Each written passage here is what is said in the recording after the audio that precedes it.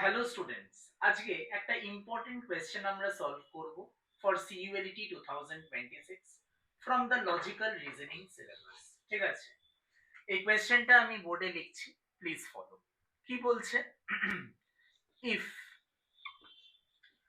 B equals to 2, তাহলে bag equals to question mark. কি হবে, কি করে বার করব? এটা হচ্ছে বেসিক্যালি আমাদের অ্যালফাবেটসটা দেখতে হবে।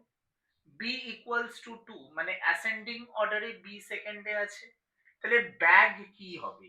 এই টাইপ অফ কোয়েশ্চেন্স কিন্তু সিইউএলটি তে প্রায় এসে থাকে from the logical reasoning portion.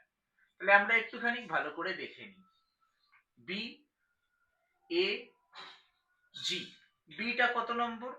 Beta হচ্ছে 2 নম্বর অ্যালফাবেট, এটা is the first alphabet, and zeta যদি আমরা দেখি in ascending order, A B C D E F G, মানে জিটা হচ্ছে 7। তাহলে we need to add these three alphabetical positions and the answer will be 10.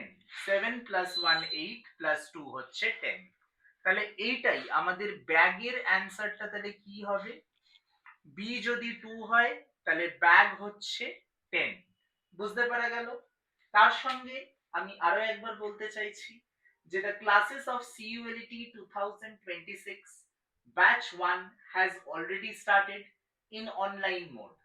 যদি তুমি এখন ক্লাস 12 এ পড়ছো and you also want to take guidance for CULT 2026, then you can contact us via our website কিংবা via my WhatsApp number. Thank you.